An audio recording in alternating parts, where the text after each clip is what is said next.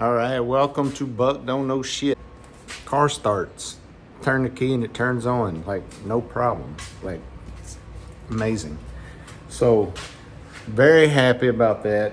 And now I can focus on everything else, right? Not worried about, is the engine gonna run? It runs. How well, I mean, it sounds good. It does sound good. So, and it cranks right up, like fires right up. So I'm happy with the engine so far. We'll get on the road, we'll see what kind of problems we have, if it has any power. Probably not, but we'll see. So we know, or I know, it needs a ring job at some point. It's gonna have to come out of the car a year or two. Some point it's gonna have to come out of the car.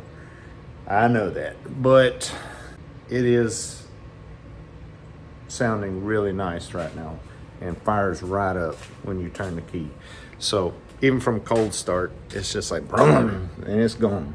I love it. It's great. So today, got to get this last wiring harness done, and it does literally one run from the dash, basically where it plugs into the dash, all the way down the center console, all the way back to the tail lights. It is a long wiring harness. So got to get it out, and so that's where I left off yesterday. I didn't video any of that, but just basically taking the tail lights apart, pull these light bulb wires out, do that on both sides, and then it'll be ready to come out. And I'm just gonna get it out and do the same thing I did with the other ones, inspect them, tape up any, fix and tape up any frayed lines, any places where tape or shielding has been removed. I'll go over it with cloth tape. Yeah, just clean and inspect. I do have one connection where it goes into the dash that I changed on this end because a couple of the bullet connectors were broke, so I will have to put the same kind of connector on the other end. That's one reason why I want to get out of the car, because it's just easier to do that on a table. Not sitting there trying to I think it's an 8-pin connector, maybe 6, but it's I think it is 6 pins, but I had to use an 8-pin connector. Yeah, not fun to mess with wires and little pins and things inside the car. So gonna get that out, do that. Then we can run the wiring harness. I've got to fix this guy. I'm gonna try to make it work. For those of y'all that don't know, this is the sequential taillight motor. Yeah, so the sequential taillight thing of my bob. It basically has a motor with a little cam that makes contacts with little switches, and that's like fires each individual light bulb on either side to make your blinkers go tick, tick, tick, tick, tick, tick, more or less. So it's pretty cool. I think it's cool. I want it to work. I don't want to do the they have like an aftermarket LED thing. To me, that's cheating. Like, let's make the old shit work if we can, I don't know. I'm weird. It's like I like resto mod stuff a lot, but there's certain things in these old cars that I just think are like cool, like a mechanical sequential switch. It's cool to me. I don't know why. I think it's interesting, cool. Like, some guy was sitting in there thinking, man, it'd be cool if these tail lights went bat, bat, bat, bat, bat, bat. Somebody like, yeah, that would be cool. Yeah, why don't you make something to make it do that? And like, well, the only way I could do it would be like turn on and off little switches. And they're like, okay, well, I got a solution. And they came up with this. So, I don't know.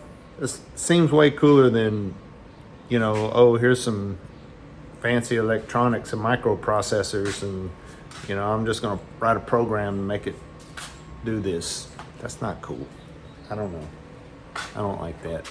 So, anyway, I do like LEDs, though. I put LEDs in the car. I think they look great. So anyway, not gonna do LEDs on the taillights, I don't think. I should probably buy new lenses. I'll look at those today. I'm gonna go ahead and put these back in. They're easy enough to change out, but you can see they're old and dirty. I mean, I can clean it, of course. They don't really look that bad, I don't think. But this one is cracked on this side a little. And then my little Thunderbird emblem is really, really struggling. So I don't know if I can get a new one of those, or I'm sure you can somewhere. But it seemed like I looked for the 65s and they don't have them. And I think the 66s and 64s are different. I think one of them just says Thunderbird, doesn't have the Thunderbird. And I think to get that off, you got to pretty much pull this bumper off, which I am about committed to doing that, I think. So I wasn't going to, but I think I'm going to. Anyway, kind of clean this whole assembly up, paint it, make sure we're not having some rust issues there. I mean, it is rusty, but not like bad, like it's falling apart. The whole trunk needs to be cleaned. I don't know if I will. And this trunk lid has a rust issue. I have not figured out. It's like it's coming from inside. And it's very scaly, rusty in there. It's almost like this thing needs to be peeled apart and put back together. Sounds like a terrible job, but I do think it kind of needs that before it, I don't know. Yeah, I'd have to talk to somebody like Alvin with Jameson's Repair on recommendations on that, because it's the only thing on the car that seems to be rusty for some reason. And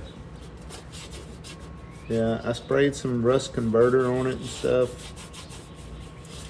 I don't know. I may have to take this off at some point and flip it over and kind of do a good cleanup job on it. I think it needs it, I believe. So, and maybe just kind of grease the inside of those things somehow. I don't know. But that can be like a weekend project, right? I can take it off one weekend. Carly's not driving the car. Definitely not going to sidetrack progress dealing with that right now. We can just close the trunk lid and not look at it. So that's the plan for right now. But it is on the list of things that need to happen with this car. Yeah, there's not a lot left, really. I mean, we know the engine block at some point, the rings need to be redone. And we know the trunk lid needs to be cleaned up somehow. And the inside of the trunk needs to be touched up, refreshed, clean, painted. It's really not rusty on the floor anywhere. I mean, just kind of surface rust, but no rust going through it. Definitely needs some cleaning. There's some seam sealing cracking all around there. Probably just need to kind of clean that up, put some new shit down. Yep. Needs a little work. So what I'm saying. But so that's it. I'm doing other little projects. This had some rust holes in it. I'm slowly kind of get sidetracked on this piece quite a bit, but cleaning this up, it's not going to look perfect. There's a rust chunk right there missing. I think I'm just going to leave that as is, but sand that down, paint it, be done with that piece. I think that surface is kind of up underneath. Can't really see it anyway. I don't really know where this piece goes. I'm assuming it's somewhere around the heater core and it was getting leaked on. Yeah, that's it. So let me get to work. I am excited to get it done, because get this done and I will have all the wires boop, boop, boop, boop, boop, boop, boop, running the car. pretty much. I got to get the door windows done. I need to get some speaker wire and go ahead and run that. I could put my center speaker in the dash. I got to do that. That's gonna be cool. That's they had the one speaker before. What I got is a dual tweeters, so left and right. And then I'm gonna put some, I think I have 5-inch for the doors. And I'm thinking I'm gonna go ahead and get some 6x9s to put in the trunk or behind the back seat. Actually, I think I can build some little plates. Where's that? See them holes there? Yeah, just some 1/4 inch, 3/8 inch plywood. Screw it to it, cut the holes out, mount the speakers. Yeah, I think that would work, actually. Yeah, it's probably what I'm gonna do. So, yeah. And I think I've seen guys do them on Mustangs, like it's kind of like a fire explosion. Like if your gas tank explodes in the trunk, it kind of limits the flames coming into the cab for a little while at least, long enough for you to get out of the car. I think that's kind of a safety thing that some guys do to cars. Maybe wood's not the best, but it'll, it's not like wood burns instantly. It would take a little while for the flame to burn through the wood. So that's in my mind anyway. So justify putting if I'm gonna put a board there, might as well put some speakers on the board, right? So that's my plan. All right, so let me get to work.